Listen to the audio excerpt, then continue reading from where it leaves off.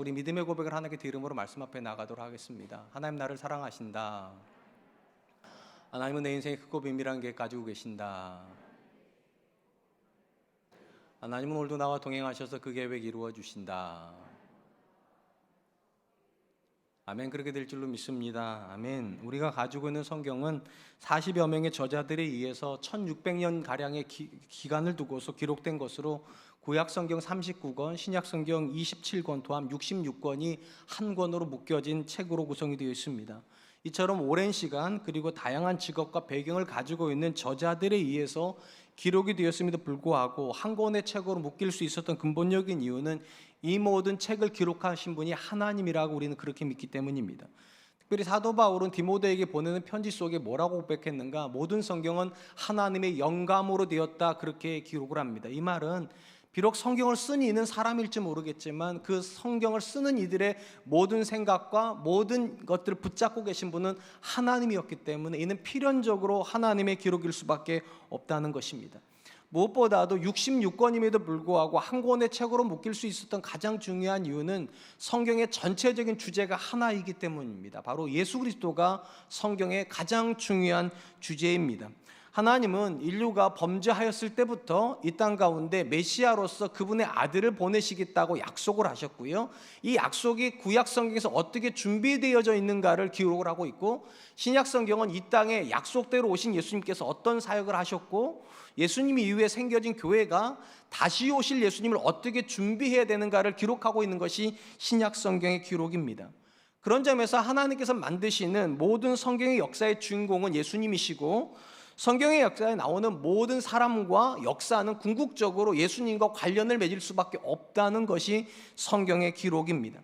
대표적으로 구약 성경에서 이스라엘의 정체성과 관련이 된 제사 제도만 하더라도 하나님께서 예수 그리스도께서 이 땅에 오셔서 어떻게 죽으실까를 가르쳐 주시기 위해서 주신 제도가 제사 제도이며, 심지어 예수님과 전혀 상관이 없는 것 같은 이방인들의 역사도 궁극적으로 하나님께서 예수님 이 땅에 보내시기 위한 역사의 한 방편이라는 것이 성경의 기록이라면 성경의 주제는 예수님일 수밖에 없는 것입니다. 하나님께서 예수 그리스도를 중심으로 역사를 만들어 가시는 그 속에서 크게 두 부류의 사람들이 존재하는 모습을 보게 됩니다. 한 부류의 사람은 예수님께서 이 땅에 오시는 길을 만드는 하나님과 함께 일하는 사람들, 오늘 설교 제목처럼 길을 만드는 일을 하는 사람들이고, 또 한 부류의 사람들은 그들이 인식하든 인식하지 못하던 하나님이 만드시는 길을 방해하는 일을 하는 사람들이었습니다. 구약 성경에서 특별히 믿음의 사람들이라 나오는 모든 사람들은 다 하나님과 함께 길을 만드는 사람들이었습니다. 대표적으로 세 사람만 꼽으라면, 아브라함은 오직 믿음으로 하나님의 부름에 반응함으로 믿음의 혈통을 만드는 일에 하나님과 함께 일을 하였고, 모세는 하나님께서 믿음의 혈통으로 구별시켜 놓은 이스라엘에게 율법을 가르침으로 그들이 거룩한 족속이 되도록 하나님과 함께 일했고, 다윗은 사울로부터 시작된 왕정 시대가 망가져가는 속에서 왕정을 새롭게 함으로 메시아의 왕국이 어떤 모습인가를 보여주는 일종의 롤모델과 같은 역할을 함으로 하나님과 함께 일하였습니다. 그러나 성경의 역사에서 하나님과 함께 일한 사람만 있는 것이 아니라 하나님을 반대하고 그들의 의지와 상관없이 그리스도가 오시는 길을 반대하는 일을 했던 사람들도 있습니다. 이들은 다 사단과 함께 일한 사람들이라고 성경 기록을 합니다. 성경에 보면 사단은 가인을 통하여서 의로운 제사를 드렸던 아벨을 죽임으로 애초부터 예수님의 혈통을 끊으려고 하는 일을 했던 것을 보게 되고요, 노아의 홍수 이후에 일어난 세대에게는 하나님의 역사, 그러니까 예수님이 이 땅에 오시는 길을 만드는 역사가 아니라 성공의 역사, 우리의 역사를 만들도록 그들을 유혹을 하는 모습도 보게 되고, 출애굽기에서 바로는 이스라엘의 역사를 역사에서 지우려고 남자애들을 다 죽이는 일을 하는 모습을 보게 됩니다. 이들은 전형적으로 그리스도의 길을 파괴하려고 사단과 함께 일하고 있는 사람이라 할 수 있을 것입니다. 예수님이 이 땅에 오시는 과정 속에서도 길을 준비하는 사람들이 있었고 길을 망가뜨리는 사람들이 있었던 것처럼, 예수님이 이 땅에서 공생애를 할 때에도 예수님의 공생애를 함께 하는 사람이 있는가 하면 공생애를 방해하는 사람들도 있었습니다. 당연한 이치로 예수님께서 부활하신 다음에 다시 오시는 이 신약의 역사, 재림의 시기에도 주님의 다시 오실 길을 예비하는 사람이 있는가 하면 정반대로 그 길을 방해하는 사람들도 있다는 것입니다. 물론 어떤 사람들은 자기 자신에 대해서 내가 주의 길을 만드는 일은 않았을지 몰라도 적어도 그 길을 내가 파괴하지는 않았다, 이렇게 중립적인 입장을 취하는 분도 계실지 모르겠지만 성경 어디에도 중립적인 입장은 없습니다. 예수님 뭐라고 말씀하시는가? 나랑 함께 모으지 않는 자는 흩트는 자라고. 나와 함께 길을 안 만드는 자들은 길을 안 만든 게 아니라 이미 있는 길을 파괴하는 자라고 그렇게 말씀하시는 것입니다. 그러니까 우리는 양극단 어딘가 있습니다. 하나님과 함께 주님의 길을 만들거나 아니면 사단과 함께 그 길을 방해하거나. 오늘 본문의 말씀은 예수님과 함께 이 땅에서 그분의 길을 만드는 일을 했던 한 사람에 대한 기록을 하고 있습니다. 바로 세례요한입니다. 오늘 이 말씀을 통하여서 주님의 길을 만드는 사람들은 어떤 삶의 고백을 가져야 되는가를 함께 나누려고 합니다. 본문은 예루살렘으로부터 유대인들이 종교 지도자를 세례요한에게 보내서 질문하는 것부터 시작을 합니다. 그들이 와서 세례요한에게 했던 첫 번째 질문은 당신이 그리스도입니까? 그리스도입니까? 이렇게 질문을 했습니다. 이 그리스도는요, 헬라어고요. 이 그리스도에 대한 히브리적 번역은 메시아입니다. 그러니까 유대의 종교 지도자들이 사람을 보내가지고 이 세례요한에게 했던 질문을 우리식으로 이해를 하면 이렇게 질문한 겁니다. 당신이 우리가 구약으로부터 기다려왔던 바로 그 메시아입니까? 세례요한의 대답은 단호합니다. 나는 메시아가 아니라고. 그러자 바로 이어서 그들이 질문을 합니다. 그러면 당신은 엘리야입니까? 엘리야가 대답합니다. 아니라고. 그래서 한 번 더 질문합니다. 그러면 당신은 그 선지자입니까? 다시 세례요한이 대답합니다. 나는 그 선지자도 아니라고. 일단 유대인들이 이 세례요한에게 당신이 엘리야입니까? 라고 물었던 배경이 되는 말씀이 있습니다. 바로 말라기의 말씀입니다. 하나님께서 구약의 마지막 선지자인 말라기에게 이렇게 말씀하시는 모습을 보여줍니다. 말라기 4장 5절로 6절 말씀입니다. 보라, 여호와의 크고 두려운 날이 이르기 전에 내가 선지자 엘리야를 너희에게 보내리니 그가 아버지의 마음을 자녀에게로 돌이키게 하고 자녀들의 마음을 그들의 아버지에게로 돌이키게 하리라. 돌이키지 아니하면 두렵건대 내가 와서 저주로 그 땅을 칠까 하노라 하니라. 하나님은 말라기 선지자에게 뭐라고 말씀하시는가? 메시아가 이 땅에 와서 심판하기 이전에 엘리야를 먼저 보내서 아버지의 마음을 자녀에게로, 자녀의 마음을 아버지에게로 행하는 이 일을 하실 거다, 이렇게 예언을 해놓았습니다. 당연히 이 유대인들이 이렇게 생각한 겁니다. 세례요한이 메시아가 아니라면 메시아보다 먼저 온 엘리야가 아닐까 생각을 질문하는 겁니다. 당신이 말라기의 선지자가 예언한 바로 그 엘리야입니까? 세례요한이 대답했습니다. 나는 엘리야가 아니라고. 사실은 이 대답은요, 우리에게 굉장한 당혹감을 줍니다. 왜냐하면 예수님께서 뭐라고 말씀하셨는가? 세례요한이 구약에 말한 그 엘리야라고. 분명히 예수님은 세례요한이 하나님이 약속하신 그 엘리야라고 말을 했는데 정작 엘리야로 주목을 받고 있는 세례요한은 자기가 엘리야가 아니라고 대답을 했습니다. 그러면 세례요한은 엘리야인 겁니까? 아닌 겁니까? 답은 간단합니다. 엘리야가 맞습니다. 근데 왜 세례요한은 자기 자신이 엘리야가 아니라고 말을 했을까? 이거에 대한 가장 합당한 추론은 이런 것입니다. 우리가 잘 아는 대로요, 구약 성경에서 죽음을 실질적으로 보지 않고 하나님께 부름받았던 사람 딱 두 사람입니다. 한 사람은 에녹이고 또 한 사람은 엘리야입니다. 그러니까 유대인 관점에서 엘리야가 죽음을 보지 않고 하나님께 갔다면 이 땅에 다시 엘리야가 온다는 것은 살아있는 엘리야가 오는 겁니다. 죽었던 존재는 못 와요. 그러니까 구약의 사람들은 하나님이 엘리야를 보낸다고 했을 때 그 엘리야는 구약에 그 죽지 않고 살아있었던 그 엘리야가 다시 온다고 생각했던 거고요. 세례요한은 그런 관점에서 자기는 그런 엘리야는 아니라고. 그러면 왜 엘리야를 보내겠다고 말씀하셨을까? 이유는 간단합니다. 엘리야가 사역했던 시절에 북이스라엘은 모든 사람들이 다 하나님께 등지고 바알과 아세라를 섬기고 있었습니다. 그리고 엘리야는 어떻게 했는가? 하나님께 등지고 있는 이들을 하나님께로 돌이키는, 아버지를 아들에게, 아들을 아버지에게로 돌이키는 그 일을 했고, 세례요한도 이 땅에 왔을 때 모두가 하나님을 떠나 있는 그들을 회개시킴으로 이 떠나 있는 이스라엘 사람들을 그리스도에게로 돌이키는 일을 했기 때문에 엘리야라고 하는 호칭을 부여한 것입니다.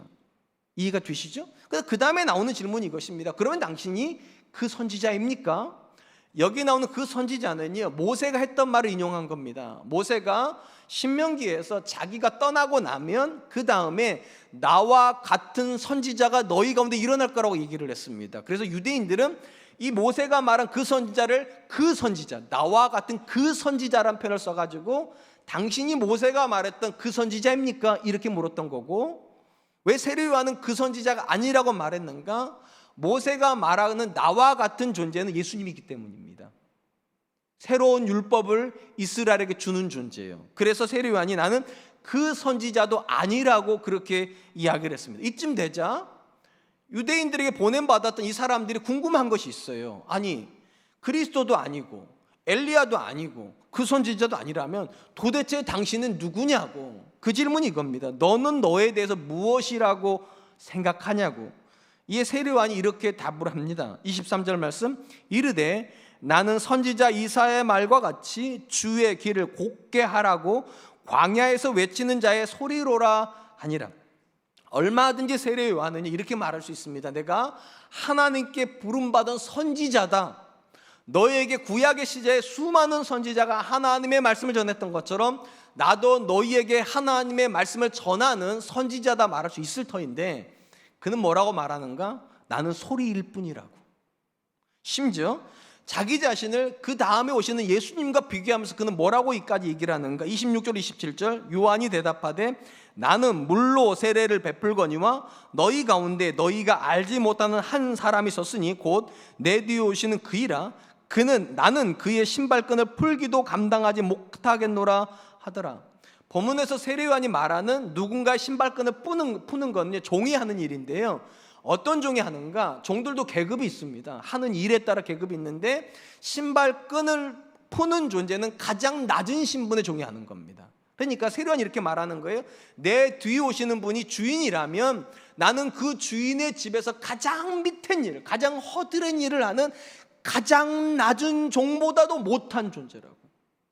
이게 참 놀라운 것이요, 세례 요한은 자기 자신을 인격이라고도 말 안 하는 겁니다. 소리니까 인격이 아니에요. 그러니까 예수님이 인격이라면 나는 비인격으로 소리일 뿐이고, 예수님이 주인이라면 나는 그분의 신발끈조차도 풀어드리고 묶어드리기도 합당하지 않은 지극히 연약한 존재다. 우리가 본문에서 세례 요한과 관련해서 특별히 예수님의 길을 만드는 사람의 첫 번째 특징으로 이해하려고 하는 것은, 주님의 길을 만드는 사람은 자기를 지극히 낮추는 사람이라는 것입니다. 인격도 아닌 소리일 뿐이고 주님의 집에 있는 한 존재도 아니고 주님을 섬기기도 부족한 종에 불과하다고. 근데 여러분, 이런 요한의 고백이 얼마나 놀라운가 하면 사실은 요한은 그렇게 비천한 사람이 아닙니다. 심지어 예수님께서 뭐라고 말씀하셨습니까? 여자가 낳은 자 중에 세례 요한보다 큰 자가 없다. 이 땅의 역사에 수십억 명이 왔다 갔지만 세례 요한보다 뛰어난 존재는 없었다고 말씀하셨고요. 이런 예수님의 말씀이 과장이 아닌 것이 오늘 본문에서 유대인들의 관점에서 가장 그리스도라고 생각되는 존재가 누구였는가? 그가 세례 요한이에요. 그러니까 다른 사람이 보는 세례 요한은 지극히 대단한 사람입니다. 위대합니다. 근데 정작 세례 요한이 자기를 어떻게 인식하는가? 자기는 소리일 뿐이라고. 그리스도의 신발끈을 묶어드리기에도 부족하고 풀어드리기에도 감당할 수 없을 만큼 지극히 비천한 종에 불과하다. 오늘날 기독교 안에서 기독교를 비판하는 많은 목소리가 나옵니다. 그 중에 한 목소리가 뭔가? 오늘날 교회 안에 예수님이 계시지 않는다. 여러분, 이 말은 참 아픈 이야기입니다. 왜냐하면 매주마다 목사님들이 하시는 설교에도 예수님 등장하고요, 장로님들이나 집사님들이 하신 기도에도 예수님의 이름으로 기도한다고 예수님의 이름이 나옵니다. 심지어 모든 교회들은 철탑에 십자가를 세워놓고 있고, 우리 교회 같은 이렇게 앞에다가도 십자가를 세워놓고 있습니다. 심지어 교회가 정상적인 교회라면 교회는 반드시 부활절과 그리고 성탄절을 지킵니다.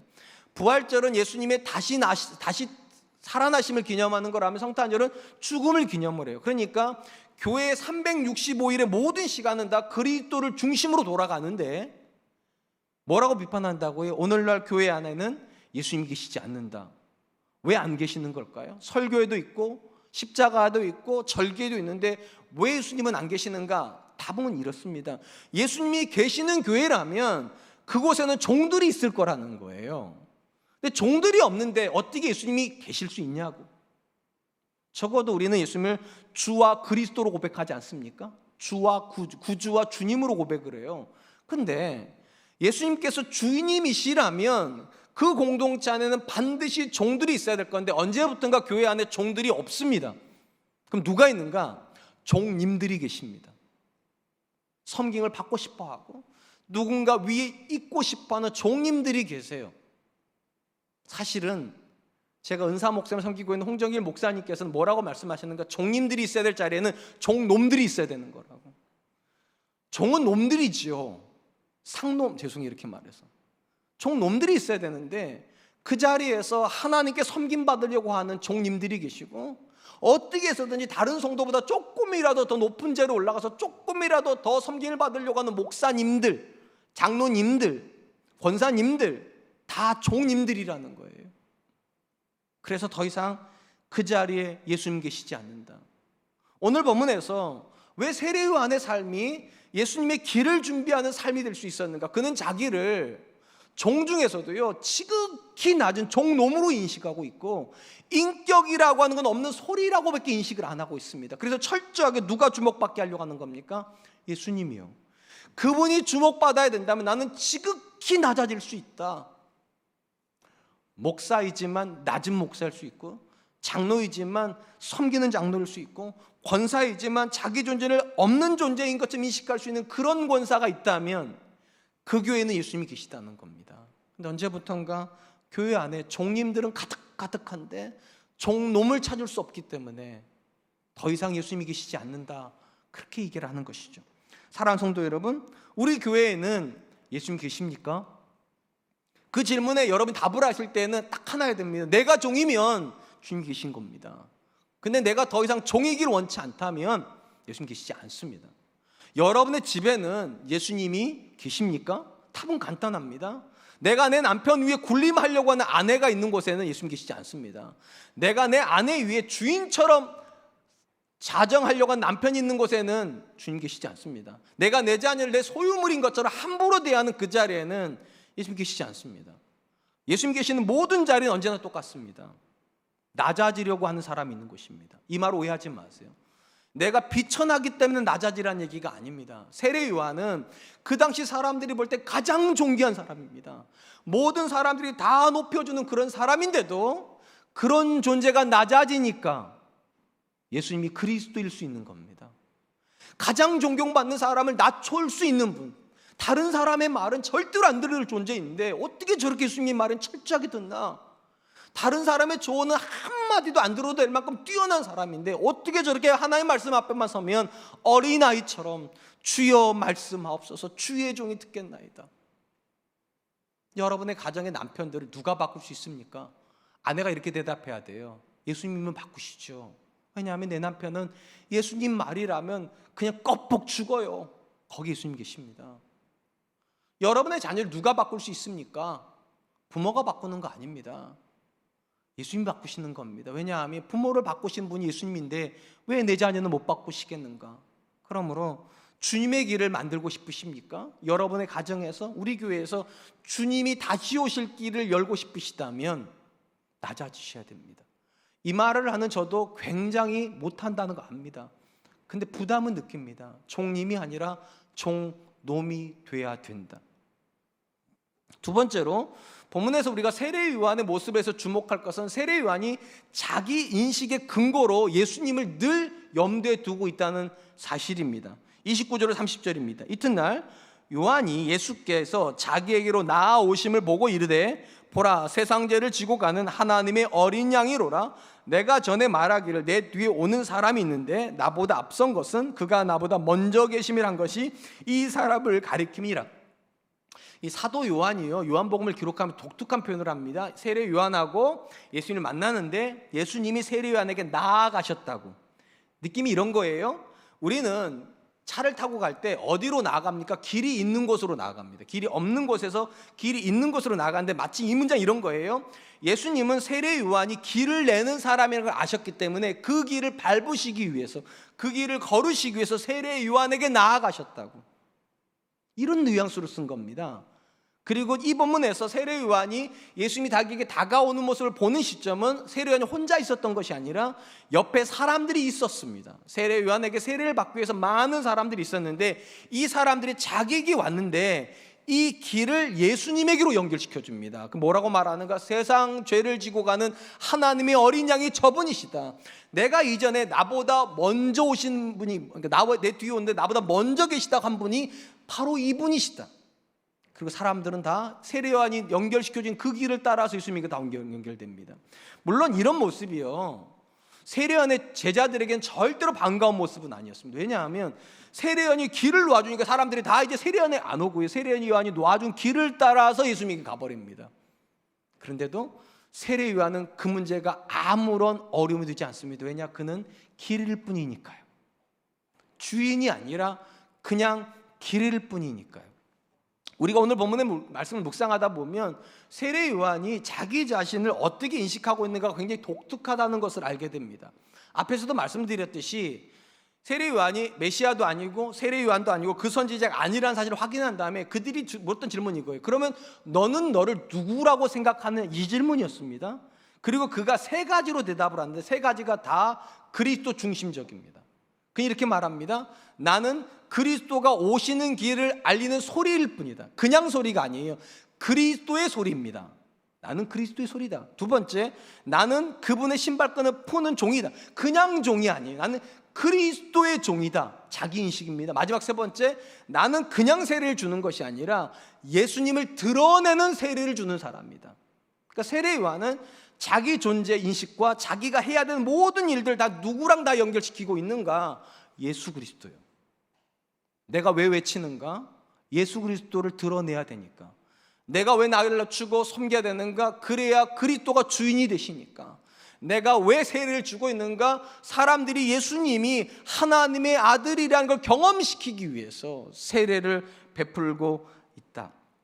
그러하였기 때문에 세례 요한은 자기에게 모여드는 사람들을 예수님에게 연결시켜주는 거에 아무런 문제가 없습니다. 자기 존재의 근거가 예수님이시니까요. 사실은 우리가 아는 대로 예수님은 나사렛 예수이십니다. 쉽게 말하면 나사렛에서 자라신 분이시라는 거예요. 우리가 성경을 조금이라고 알면 아는 것이 하나가 있어요. 나사렛이라는 동네는 그렇게 거룩한 동네가 아니죠. 나중에 요한복음 뒤쪽에 가보면 뭐라는 얘기가 나옵니까? 나사렛에서 선한 것이 나올 수 있느냐? 이런 질문이 나와요. 쉽게 말하면 유대인들은 나사렛에서는 선지자 한 명도 안 나온다고 생각을 했다는 겁니다. 그 정도로 척박하고 천박한 땅에서 자라신 예수님께서 어떻게 공생애를 그렇게 자연스럽게 하실 수 있었을까? 이건 딱 하나예요. 그들의 관점에서 가장 존경스러웠던 세례 요한이 예수님에게 길을 내주셨으니까. 기독교가 언제 존귀한 종교가 될까요? 교회가 돈이 많아진 지점이 아닙니다. 교회 다니는 사람들이 성공한 지점이 아니에요. 그들의 관점에서 존귀해 보이는 그 존재가, 존경할 만한 그 존재가 그리스도에게 길을 놔주고 있을 때, 저분이 믿는 예수님이라면 나도 믿고 싶다. 내가 존경하는 우리 시아버님이 다니시는 교회라면 나도 다니고 싶다. 내가 자녀를 낳아가지고 키워도 우리 시어머니처럼은 못 키울 것 같다. 내 아들을 키워주신 우리 시어머니가 믿는 예수님이라면 나도 믿고 싶다. 길을 놔주는 존재가 누구냐가 사실 기독교의 본질이에요. 그리고 길을 놔주는 모든 사람이 어떤 역할을 하는가? 자기 인생을 철저하게 그리스도 중심으로 해석을 합니다. 내가 왜 소리를 내는가? 그리스도를 증거하기 위해서. 내가 왜 섬기는가? 예수님을 주인으로 드러내기 위해서. 내가 왜 세례를 주는가? 사람들이 하나님의 아들이 예수님이란 걸 알게 하고 싶어서. 무엇을 하든지 그리스도 중심적으로 하는 사람, 그 사람이 길을 놔주는 사람이죠. 우리 성경 안에 인생이 극적으로 변한 사람들이 굉장히 많이 나옵니다. 신약에서 대표적인 인생의 극적인 변화를 경험한 사람이 있다면 바울 사도일 겁니다. 그는 사울로 불리다가 어떤 시점을 중심으로 바울로 전환이 되기 시작하죠. 우리 이 중심이 되는 사건을 다메섹 사건이라고 부릅니다. 사울이 예수님을 믿는 사람들과 교회를 핍박을 하는 것도 모자라서 다메섹까지 가서 그곳에 있는 사람들 잡아오려고 다메섹으로 가는 길에 예수님이 찾아오는 모습을 만납니다.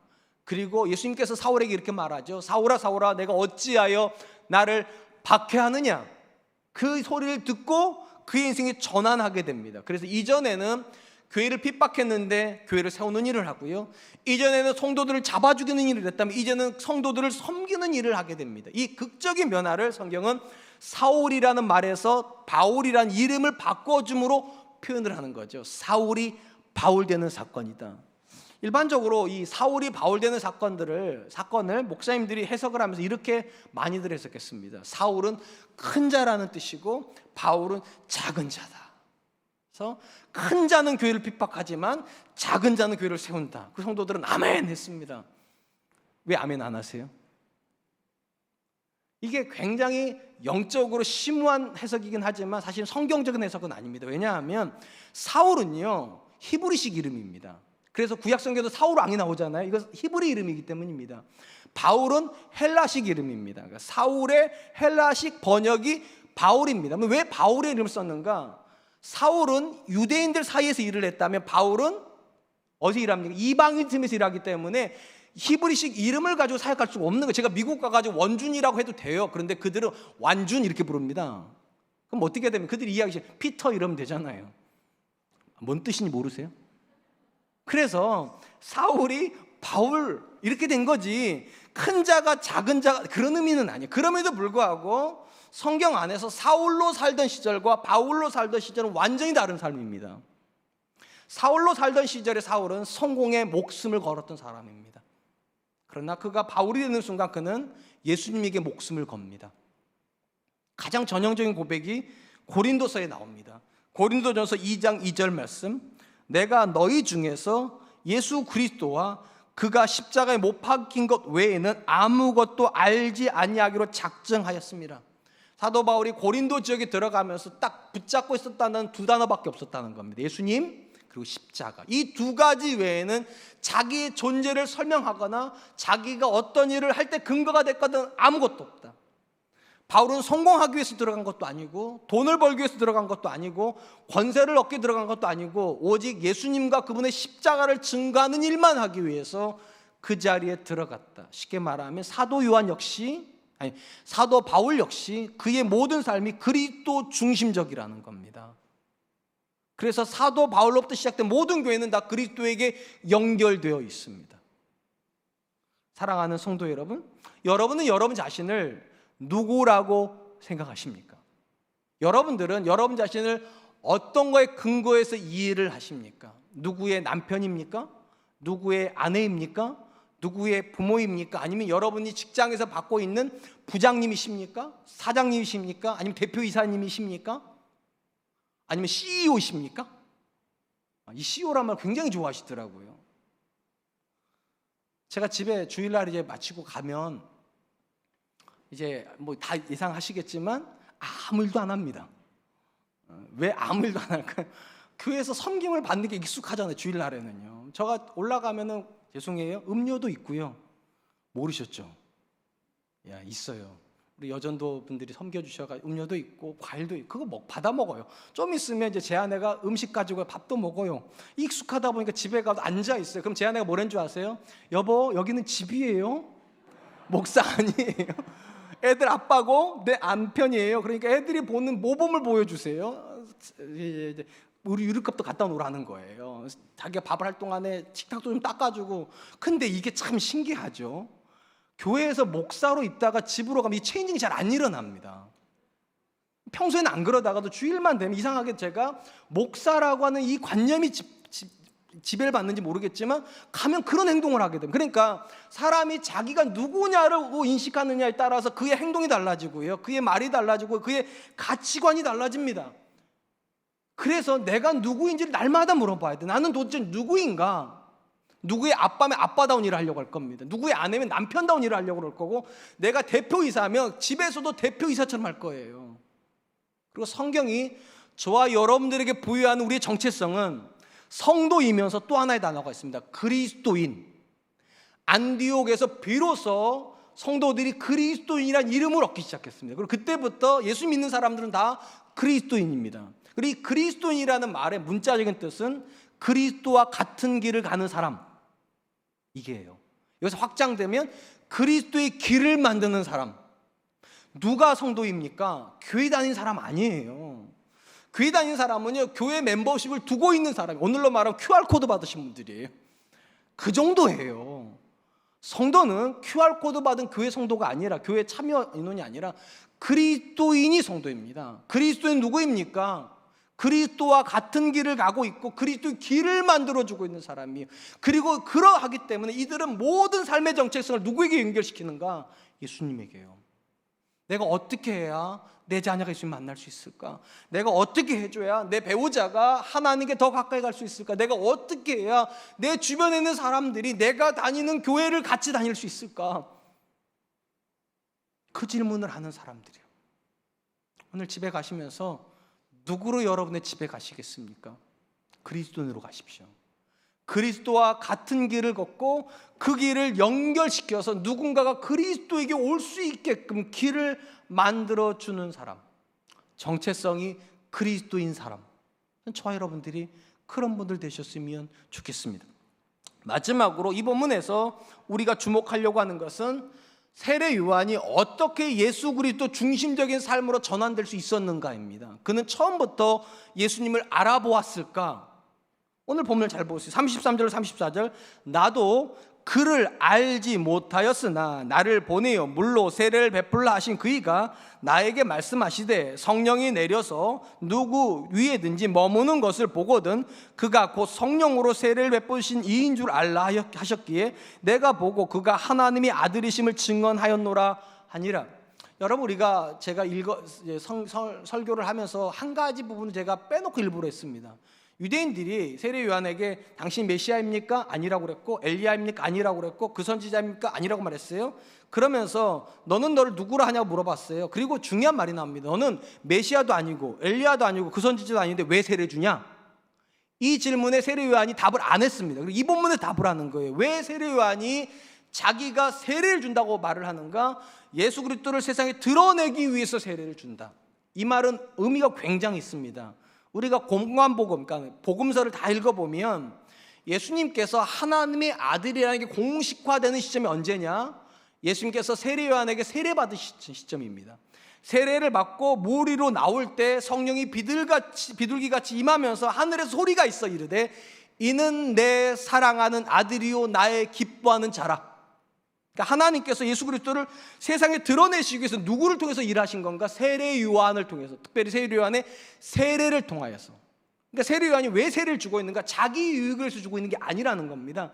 하나님이 자기에게 그렇게 하라고 하셨다고. 이 세례를 통하여서 세상에 그리스도를 증거하려고. 심지어 하나님은 세례 요한에게 뭐라고까지 얘기해 주셨는가? 누군가에게 네가 세례를 줄 때 그 존재 위에 성령이 임하는 것을 내가 보게 되면 이 사람이 성령으로 세례를 줄 이신 하나님의 아들이심을 내가 알게 될 것이라고. 그래서 세례 요한은 예수님을 향하여서 성령으로 세례를 베푸는 이라고 말했다는 겁니다.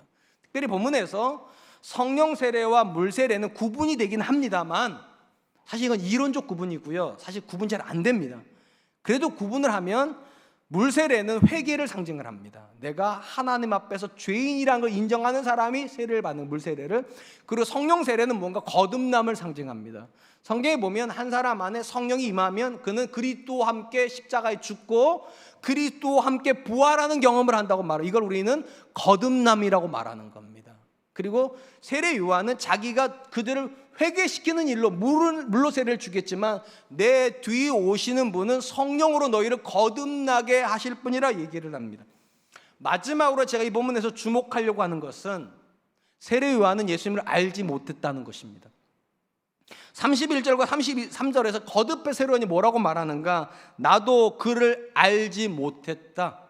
그러니까 세례 요한이 영성이 뛰어나서 자기에게 예수님이 오실 때 저분이시구나 이런 게 아니라는 겁니다.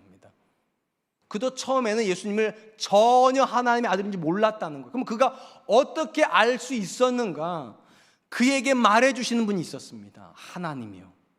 하나님이 세례요한에게 말해주셨습니다. 누구든지 네가 세례를 주는 존재 중에 성령이 임하는 것을 보게 되면 그가 내 아들이고 그가 성령으로 세례를 줄 자임을 알아야 한다.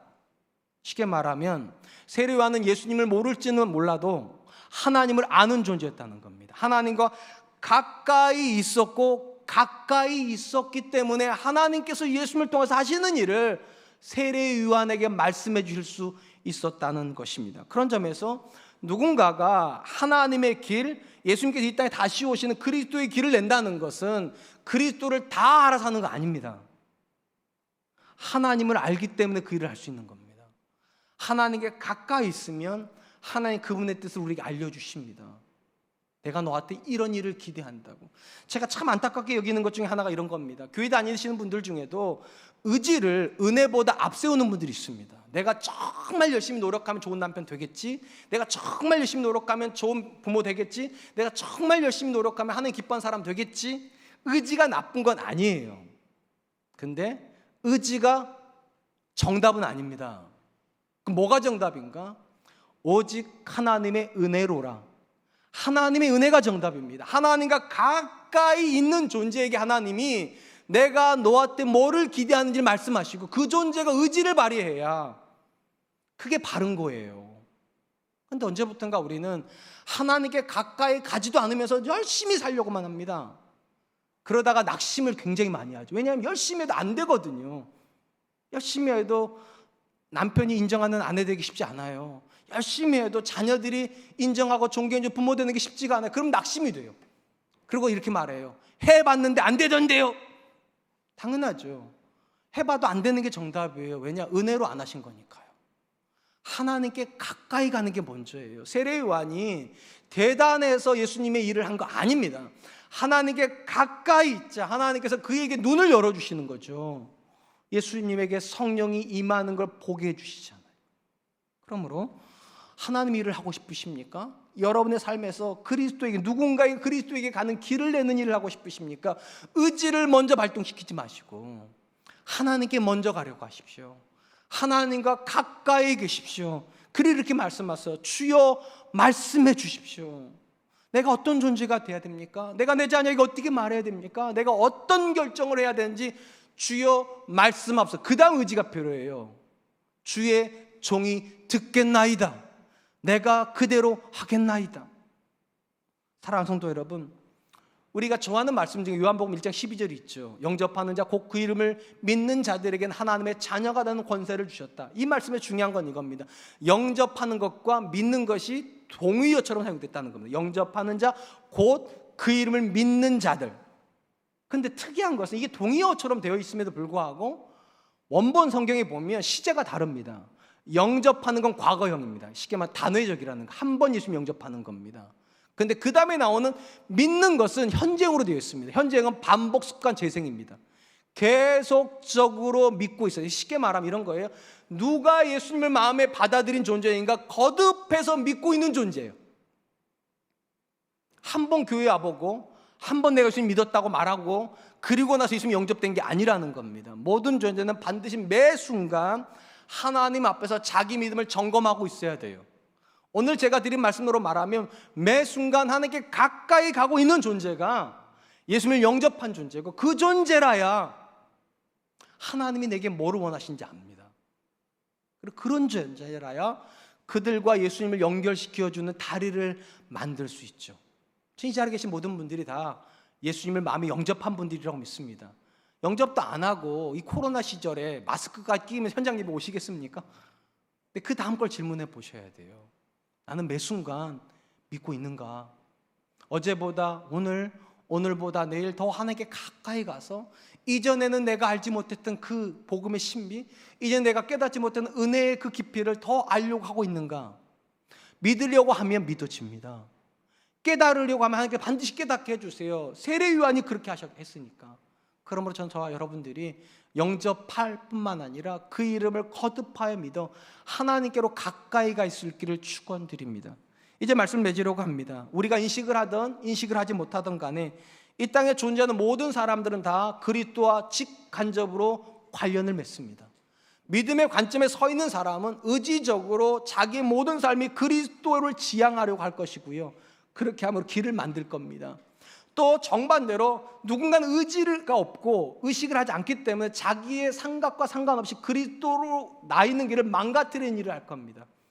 그래서 모든 사람은 다 그리스도와 관련을 있습니다. 우리는 어떤 점에서 그리스도와 관련을 맺고 있습니까?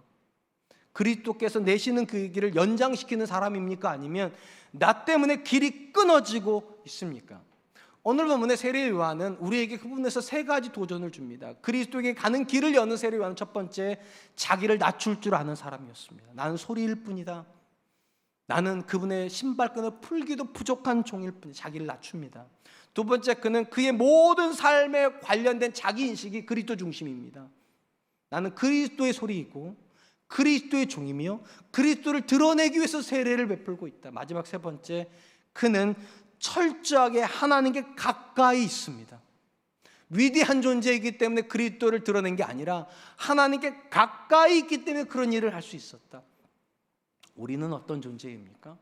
이 말을 절대로요, 교회 다니는가 안 다니는가의 질문으로 생각하지 마세요. 많은 분들이 질문만 하면 이렇게 말해요. 저 교회 다녔는데요, 어릴 때부터 다녔는데요, 모태신앙 때부터 다녔는데요. 성경이 여러분에게 물어보는 질문은요, 교회 다니는가 질문이 아닙니다. 그리스도인이냐는 겁니다. 그리스도인이냐, 그리스도의 길을 가고 그리스도의 길을 만들고 있는가. 우리 사랑과 함께 성도님들이 교회 다니는 QR코드 받는 성도가 아니라 그리스도의 길을 가고 그리스도의 길을 만들어드리는 거룩한 성도가 되시기를 주님의 이름으로 축원드리겠습니다. 이 시간 우리 말씀을 기억하면서 세 가지를 놓고 기도했으면 좋겠습니다. 하나님, 주님이 높아지시기 위해서 제가 낮아지는 걸 기꺼이 할 수 있게 해주십시오. 가정에서든 직장에서든 교회에서든 간에 주님이 높아지는 주님의 길이 열려야 하기 때문에 나를 낮추는 사람 되게 해주시고, 두 번째, 내 삶의 모든 관심과 철학과 나에 대한 존재인식이 그리스도 중심이게 해주십시오. 무엇을 하여야 그리스도가 드러날 수 있을까? 어떻게 살아야 그리스도가 존귀하게 될 수 있을까? 마지막 세 번째, 내가 하나님을 향하여 가까이 있는 사람 되게 해주십시오. 교회 오고 가는 사람이 아니라 그리스도인으로 하나님께 가까이 있는 그런 사람 되게 해주십시오. 우리 같이 한 번만 기도하겠습니다. 기도하겠습니다.